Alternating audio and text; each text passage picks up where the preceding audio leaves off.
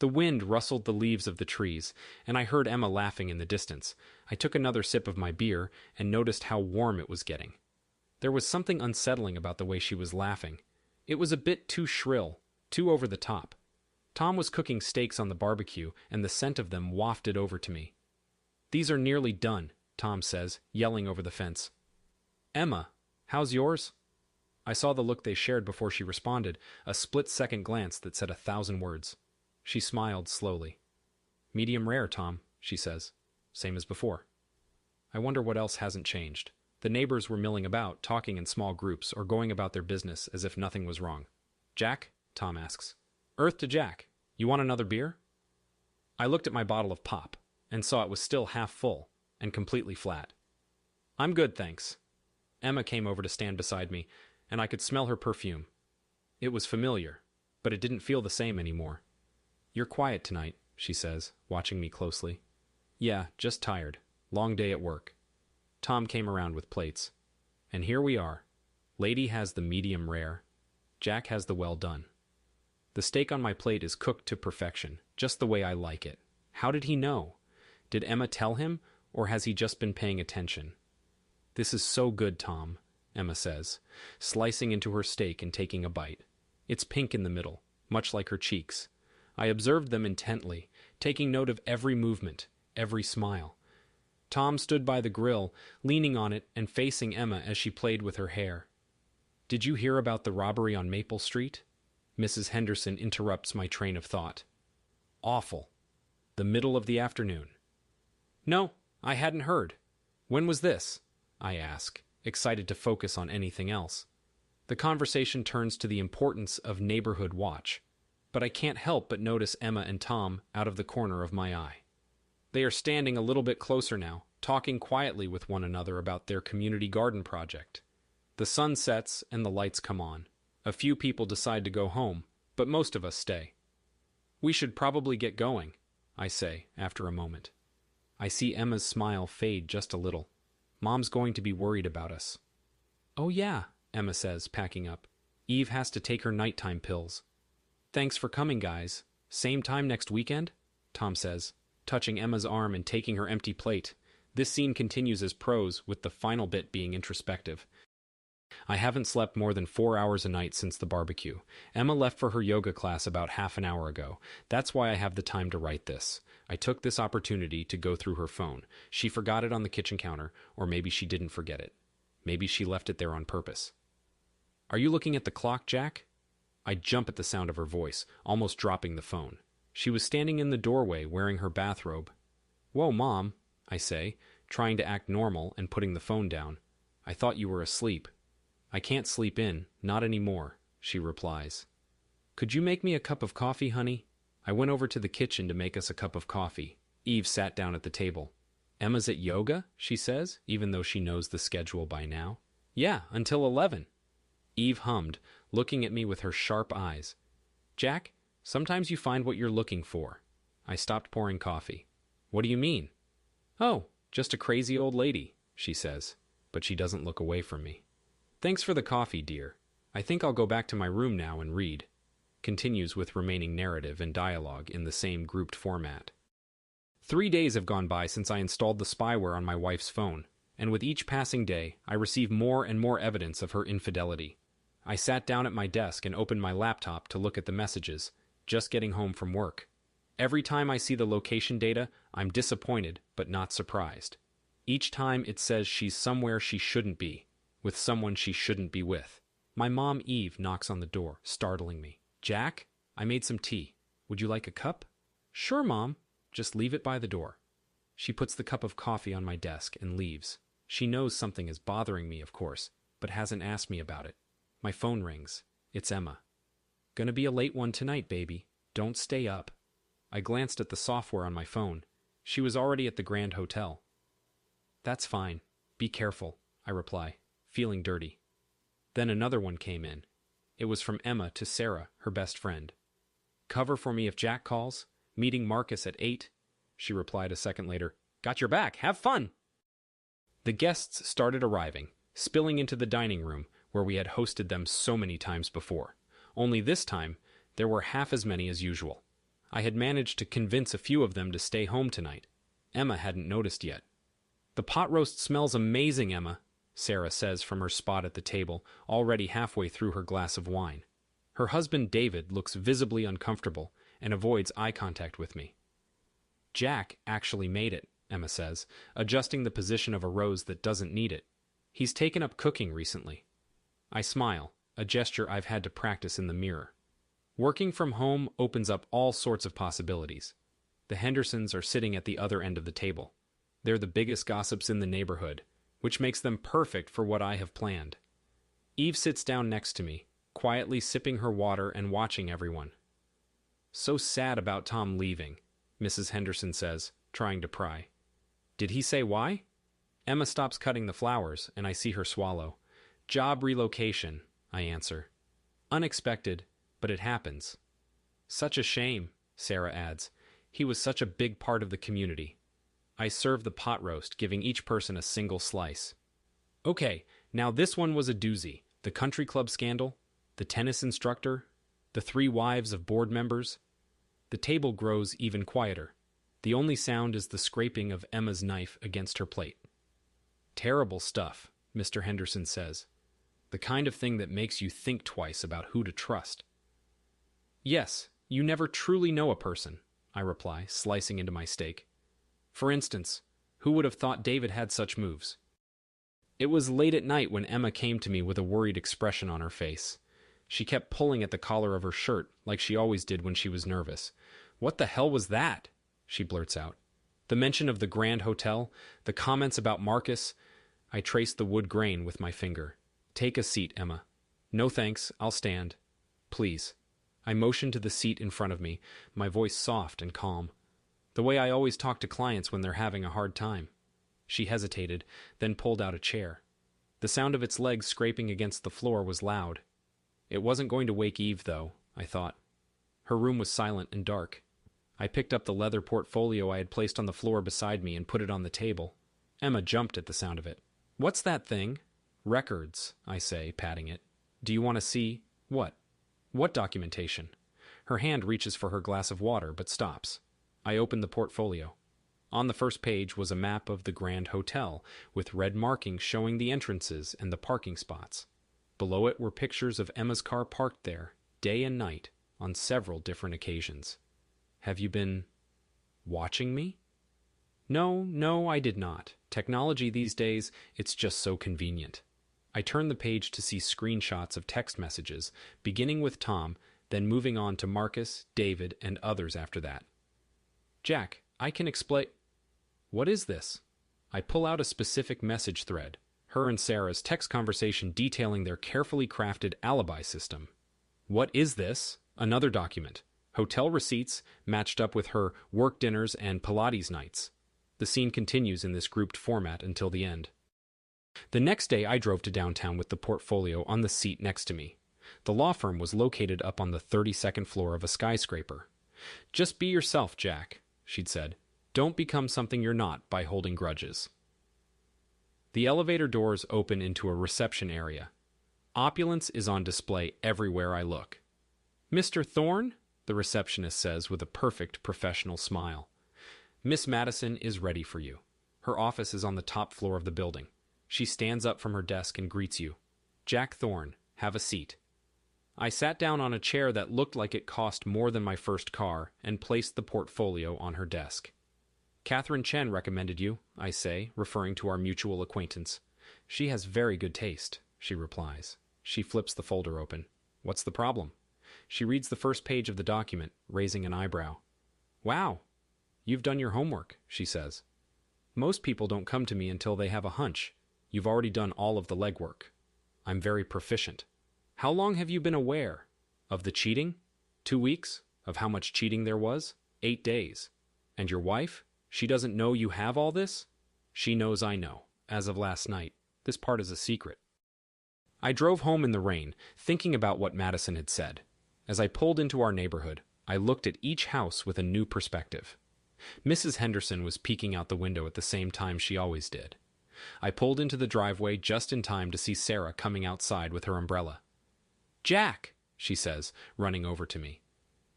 I never got a chance to thank you for last night. I stopped, letting the rain drench my suit jacket. Yes, coffee. We found Eve in the kitchen, and I could tell she noticed Sarah's anxiety. I'm going to read my book upstairs, she says, politely ducking out. I start making coffee, turning my back to her as she sits down on a stool at the kitchen island. About what you said at dinner, she says. About David and the hotel. The Grand Hotel has excellent security, I say. Very discreet staff, too, until they're not. No, I didn't, Sarah says. I mean, Jack, Emma told me that. Told you what? I ask, facing the counter, my back to Sarah. That it was innocent? That it was all a game? She said you weren't happy. That you were cold to her. I chuckle. Right. And did she tell you that before or after she started scheduling her extracurricular activities? The coffee maker gurgled in the background. I should have warned you, she says. Yeah, you should have, I reply, setting a mug down in front of her. But we can still fix this. She looked up at me. Huh? Let's continue the scene in this format. The moving truck was parked in the driveway, the engine running. It was a hot day in August. Everything was packed up inside, all of it labeled meticulously with my handwriting. I was leaving my wife, the house, my old life, and I was taking everything. Everything except for one thing, Eve. The movers are ready, Eve says, running her fingers along the side of her chair. Just a bit more. I make sure to go through the house one last time. Our bedroom, which now has no photos of us in it, looks so different. My phone rings. It's Sarah. You're going away today? I respond with a single word. Yes, and then toss my phone aside. The divorce papers are sitting on the kitchen counter. Emma signed them yesterday. I hope it was worth it, she had said, putting the cap back on the pen with a certain precision. Which bit? I had asked.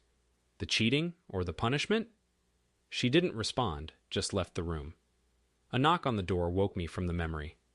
Mrs. Henderson, of course. Hey, Jack, I'm glad I caught you. She's holding a casserole dish. For the trip. Thanks.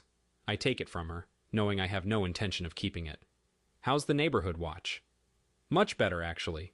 We've had to set some very strict rules around the community garden. I'm sure you have, I say. And Emma, losing her job at the law firm, and her gym membership.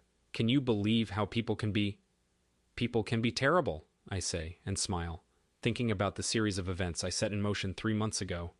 The moving truck is honking its horn, waiting. Well, I should get going, I say, backing away from the door. Yes, make sure you keep in touch, okay? Let us all know how you're liking it in.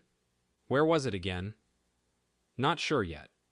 Eve comes up and interrupts the conversation by her mere presence. Goodbye, Martha, she says. We'll see you at the next neighborhood meeting. She turns and heads back across the lawn, pulling out her phone as she goes. That woman, Eve says with a head shake. She'll tell at least 5 people you're leaving before you reach the freeway. That's the idea, continues in this format through the rest of the scene. All right, everyone's presentations are done. Nick, the manager, said as he tried to move the discussion forward. Excuse me, I haven't. I recently found out something. Nick interrupted me and began to speak. There's apparently someone in this department who didn't graduate high school and is just a part-timer. Meetings should be for employees only. Absolutely right. His lackey, Mike, of course, agreed with Nick. I'm leaving. After leaving the meeting room, I started to shut down my computer. I noticed that an email had arrived, not in my personal inbox, but in the company's shared email. Thinking, there's no point in speaking up, no one will listen, I went home quietly. The next day, I heard a commotion from Nick's desk. He was staring at his computer screen, his face pale. Nick? Is something wrong? Mike looked at the screen with him. And he turned even paler than Nick. Why is he so angry? Knowing the reason for Mike's distress, I thought to myself, serves them right. My name is Adam. My mother passed away when I was in the 9th grade, and I was raised by my father. Well, you could hardly call it being raised. After my mother passed, my father changed. He drowned his sorrows in alcohol, and though he still went to work, he squandered our living expenses on horse racing. Because of that, I had to start working part-time as soon as I entered high school. Every month, I went to the convenience store with bills in hand that couldn't be auto-deducted from my father's account. Even though I endured it because I didn't want to be alone, I reached my limit in my 2nd year of high school and dropped out. I found a live-in job at a distant inn. Thank you for everything. The day I left home, my father, still staring at the TV, spoke. Take care. That was our last conversation. Back then, 18 wasn't the age of majority, so I needed my father's permission to work, and I couldn't hide my place of employment. Yet, my father never visited me even once. I kept working just to survive, and before I knew it, I was 42. Years of hard work paid off, and I was transferred to the headquarters. I was thrilled to be recognized by the company, as I thought I'd be working in the field until retirement due to my lack of formal education. Listen up. Our work can change the future of our employees. Don't drag us down. On my first day after the transfer, Nick, dressed in an expensive suit, spoke sternly. There was a reason for this. Our inn was located in a prominent tourist destination, known so well that everyone in the state could sing its commercial jingle. At its peak, we had 5 locations within the state. But that was long ago. Due to financial difficulties and aging facilities, only the place where I had worked for many years and the original establishment remained. I was prepared to lose my job anytime, but now there was a glimmer of hope. With the rise of social media, the tourist area where the inn was located started gaining attention again. Depending on how hard the sales department, where I was transferred, worked, we could either thrive or be forced to give up this prime location to the new hotel chains continuously popping up. For Nick, who had switched careers from another industry to strengthen our sales, this was a battle he couldn't afford to lose. I understood why he had to be strict. I will do my best. Nick sneered at my enthusiastic declaration. Did you not hear what I said? I'm sorry. I thought I was listening carefully. Out of habit from years of customer service, I apologized reflexively, though I had no idea what had offended him. Someone was watching me with a smirk. In this department, there are those who are expected to excel and those who have been shoved here because they have nowhere else to go. You are the latter. It was Mike, the section chief. He's 7 years younger, at 35. But he was called to headquarters much earlier than I was and had been moving around within the headquarters ever since. I'm not jealous, but I can't accept that he's my boss. Graduating from a prestigious university, he has an unusually high pride and caused many problems as a newbie, making things very difficult for me when I was the front desk leader. When I found out Mike was transferred to the sales department a month before me, I was disheartened. Mike is right. With just a middle school diploma, there's not much you can do. Don't even think about achieving results. As if I didn't exist, Nick remarked, I'm thirsty. Mike eagerly ran to the coffee maker. It seems Mike is Nick's lackey. I regretted being happy about my transfer to headquarters, wishing I had stayed on site forever.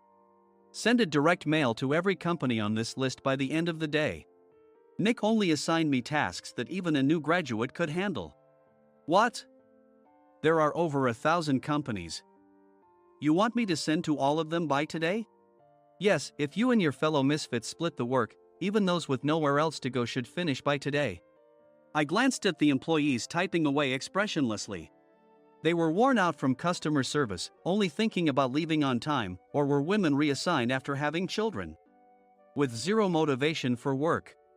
Even Sam, a new graduate from the same university as Mike, who was supposed to be among the expected achievers, had no enthusiasm for the job, having joined the company wanting to do customer service. I don't care what they say, I plan to quit anytime, he said. Only Nick and Mike were highly motivated, making all the decisions between the two of them. I originally only wanted to work at the inn to survive and had no particular attachment to this job. I swallowed my words, thinking I had no right to reprimand them. About a month after the transfer, Nick told us with a frustrated look. To commemorate the 50th anniversary, we've decided to create a plan exclusive for one group per day. Originally, Mike and I were supposed to come up with it, but our president, Mr. Thompson, insists on hearing everyone's opinions. So, you all get a chance. As Nick explained, Mike began handing out prints. Make sure not to embarrass Nick. If your ideas are half-baked, you'll have to redo them. It seemed that they had printed his handwritten notes by Mr. Thompson, which included several questions and a section for free responses. It made sense why Nick had to seek our input, given that all responses had to be submitted to Mr. Thompson. We were given a week to think about it, and a meeting was scheduled to compile our ideas. My plan is to let guests enjoy both the old and modern America. Nick began the presentations. Guests would watch a master confectioner at a nearby traditional sweet shop make sweets in front of them. The welcome drink would be premium tea in a bottle. Nick's plan was certainly attractive. After his presentation, Nick called on us to present in the order we were seated. Just as I stood up for my turn. "All right, everyone's presentations are done." "Excuse me, I haven't. I recently found out something." Nick interrupted me. "There's someone in this department who didn't graduate high school and is just a part-timer." He was likely talking about me. I joined the company as a part-timer and was made a full-time employee when I turned 20. That was 20 years ago, so Nick and Mike probably had no chance to know until recently. Meetings should be for employees only. Absolutely right. After that, Nick kept creating opportunities to solicit everyone's opinions, purposefully excluding me from speaking. The meeting unexpectedly heated up and went past the scheduled end time. A few people asked to leave, and the discussion continued with the remaining few. "Still here?" Normally, you'd leave in that situation. Though I had no attachment to the job initially, hearing kind words from customers made me want to make them happier. For someone like me, with nowhere to go, the inn was my home and customer service was my life. I felt pathetic about my current self. "I'm leaving." I left the conference room and started shutting down my computer. I noticed an email had arrived, not in my personal inbox, but in the company's shared email. Thinking no one would listen to what I had to say anyway, I quietly went home. The next day, while preparing the DM as instructed, I heard a commotion from Nick's desk. In his haste to stand up, he hit his knee on the desk. He stared at his computer screen, his face pale. "Nick? What's wrong?" Mike, thinking he should be the first to rush over, approached Nick while still wearing his coat. He peered at the screen with Nick. And he turned even paler than Nick. Why is he so angry? Who is responsible for this company? Nick, more irritated than ever, asked, and Mike answered without checking. Probably Sam. Sam wasn't there because he was attending a morning training session for new hires. Nick gave up on getting angry and returned his gaze to the screen. They were looking at an email that arrived right after the end of the working day yesterday. Apparently, no one, including me, had checked it before leaving. The email was from a large company that used us for their annual employee trips. The president and executives of that company also frequently used our services personally. President of the company, Mr. Mason himself, had declared that neither he nor his company would ever use our services again. Well, some companies cancel their employee trips or stop using our services due to financial struggles. Let's just move on. Mike kept wiping the sweat from his forehead with a handkerchief.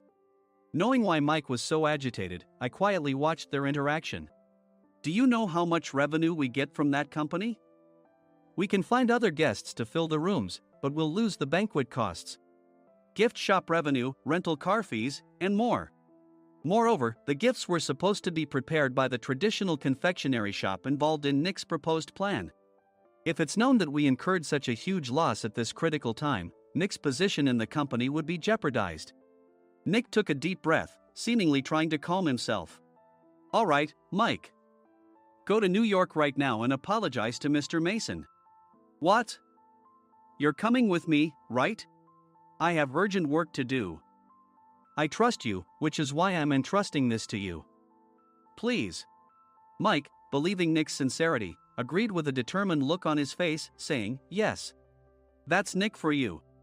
Even if Mike went to apologize, Nick would shift all the blame onto him if the client didn't change their mind. Well, it was Mike's fault to begin with, so it served him right.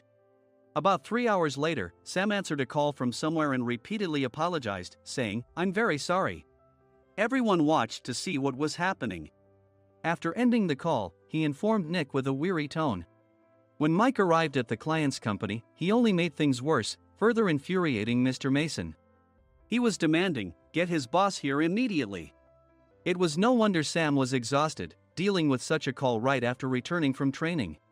"What is that idiot doing?" "All right, Adam, you're coming with me. If sacrificing Mike didn't work, then I must be next." Normally, I'd want to refuse at all costs, but I saw an opportunity in this situation. If I can be of assistance, I'd be happy to join you. I obediently followed Nick, and we flew to New York. When we introduced ourselves at the reception, it became clear how serious the situation was, as the receptionist personally escorted us to the president's office. Angry voices leaked through the door, making both Nick and me uneasy. "Excuse me. I'm Nick, the supervisor. I understand my subordinate has caused you trouble, and I deeply apologize." Nick, with his experience in the corporate world, knew enough to offer an apology before excuses. However, his customer service skills left much to be desired. I sighed as I saw Mike trembling like a small dog in the corner of the room. "What kind of training are you giving your subordinates?" Mr. Mason glared at Nick with a red face. The intensity of his gaze made even Nick take a step back. Regrettably, I joined this company only 2 years ago and was unaware of Mike's issues. I should have identified his shortcomings sooner.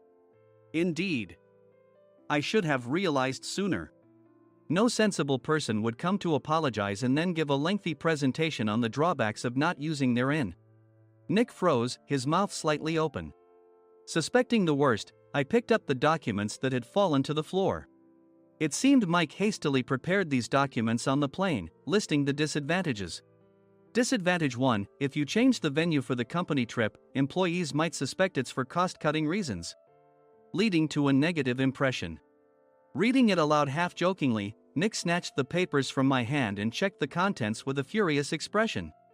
Among the stack of documents was a receipt from a nearby convenience store's copy machine. I felt a pang of dread, hoping he hadn't shown the receipt as well. What do you think he said when I asked what kind of nerve he had to do this? I'm very sorry." Faced with the dire situation, Nick must have thought there was nothing left to do but apologize. In a voice smaller than I'd ever heard from him, he uttered words of apology. He said, "I'm a Harvard graduate. I don't believe I said anything wrong." "Mike, what have you done?" Forgetting his plan to pin the blame on Mike, Nick yelled loudly, even in front of Mr. Mason. "I didn't do anything wrong." "You're still saying that? Look at him." Mike pointed at me with a shaking hand. "I was assigned to headquarters in my 20s and now I'm a section chief. This guy only made it to headquarters at 42. Everything I've done proves I was right. So why are we losing the contract?" Having said his piece, Mike collapsed to the floor. "Of course. You were sent there because you had nowhere else to go." Mike never expected to hear such words from someone he looked down upon. He lunged at me, and Nick hurriedly stepped in to stop him. "Mr. Thompson told me Mike is a quick thinker, and to take good care of him." There's no way he was pushed aside. "Don't make things worse here. He didn't say quick thinker, he said only quick-witted, didn't he?" I don't remember that part." I recalled the many troubles Mike caused when he was a newbie. When Mike was on the front line, his pride was so high that he never apologized to customers. Customer service, especially in our job, doesn't work alone. It brings both good and bad situations. If the front staff or housekeepers made mistakes, or the cleaning company didn't properly clean a room, one had to apologize to the customers regardless of personal fault. Mike, in such situations, would never apologize, insisting he wasn't at fault. This often angered customers, and as the front desk leader, I frequently had to apologize on his behalf. He caused complaints and disrupted operations, which is why he was quickly moved to headquarters. In departments where he didn't interact directly with customers, his quick thinking was beneficial and things went well. But it seemed his flaws were starting to show. Corporate reservations are supposed to be entered into the system by the sales representative. But a quick check yesterday revealed that more than 10 items were missing from the client's reservation. The handover document clearly stated what needed to be prepared. Why didn't you enter it into the system? Why do we have to give them special treatment? Filling rooms near the banquet hall, setting up all the food in advance. Specifying the brand of wine, they're too demanding. No wonder he always angered customers, I thought, feeling a headache coming on. Grouping them in rooms near the banquet hall is for our benefit too. It makes it easier for the staff to set up beds and serve breakfast since everyone's schedule is synchronized. As for the other requests, Mr. Mason suggested them to lighten our load. I didn't know that. Nick finally seemed to realize that Mike was the one who had angered the client. What did you say to them? I just told them we wouldn't give them special treatment anymore. We shouldn't waste effort on things that don't bring in money. I was utterly exasperated at his lack of understanding of customer service. Of course, we shouldn't comply with unreasonable demands. But carrying over successful practices from past stays makes customers feel remembered and enhances their experience. Good memories encourage repeat visits. That's part of our job. I looked down at Mike, who was sitting on the floor. In our job, nothing is a waste. Mr. Thompson likely moved you to the sales department, hoping you'd finally understand this. How do you think he feels now that you've failed to meet his expectations? Mike, tears in his eyes, fled the president's office. I was amazed he still hadn't apologized. You have it tough, Adam. It's okay, we're all employees of the same company. I deeply apologize for this disrespectful incident. Especially after all the care you've shown us. If it weren't for you, Adam, I really would have stopped staying here. When I heard you were moving to the sales department, I was willing to reconsider if you handled it. Seeing us talk so amicably, Nick's face contorted. Do you two know each other? Adam's service is excellent. I always requested him specifically. Normally, we don't accept specific staff requests, but we made an exception for Mr. Mason, adjusting my shifts accordingly. He had personally stayed at our hotel just before my transfer, and during casual conversation, I mentioned, I'm moving to the sales department soon. If I hadn't told him then, things could have been much worse. Please continue to take care of us. I look forward to it. On the return flight, Nick awkwardly offered me a can of beer. It's still working hours. Of course, I had no intention of forgiving him for a single beer. Nick might try to pin everything on Mike and avoid any consequences. While pondering this, a startling fact came to light. Nick, the tea bottles for the plan have arrived. I handed Nick a bottle labeled with our inn's name. They look good. What are you talking about? These are plastic bottles. I had assumed we would use the trendy, high-end bottling tea. But what arrived were ordinary plastic bottles of tea with customized labels. The only unique aspect was the label, which had the inn's name, making it look customized. Upon further investigation, I discovered that a substantial amount of money was set to be paid to the tea company. It was priced like bottling tea. Does this plastic bottle really cost $100 each? The tea inside is specially blended for us. The extra cost is for that. Wouldn't it be better to use another tea company? Or is there a specific reason we must use this one? As Nick continued to make excuses, I showed him a printed email. I informed the tea company's president, Mr. Mitchell, that we discovered irregular payments and he confessed. He said you two were high school classmates and planned to split the extra money. That idiot. Why did he confess? That's not important. You should worry about yourself, this could turn into a police matter. Opening the bottle cap, I suggested.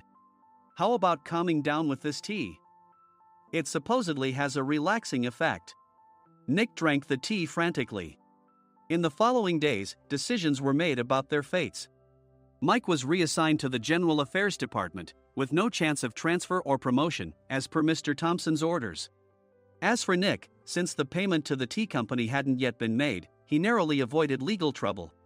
Instead, he was encouraged to leave the company, and to avoid further complications, Nick submitted his resignation. Rumor has it that connections between HR departments have made it difficult for him to find new employment. Even though it was good to have those two gone, something unexpected happened in the sales department. Everyone became motivated and united in refining the 50th anniversary plan. In the end, my plan was adopted. We collaborated with the Tourist Information Center to provide personalized guides. The plan, tailored to the number of guests, was truly special for the 50th anniversary. Hey, is Adam's family coming to stay? I immediately booked that special plan for my family. Sam noticed it on the reservation list and quickly picked up on it. Yes, I'm inviting my father. That's great. I might invite my parents too. I lacked the courage to face my father just as Adam. But here, with the confidence Mr. Mason praised, I felt ready. The 50th anniversary plan was a perfect opportunity to reconnect with my father. I hoped to bring back the days when we could laugh together as we once did.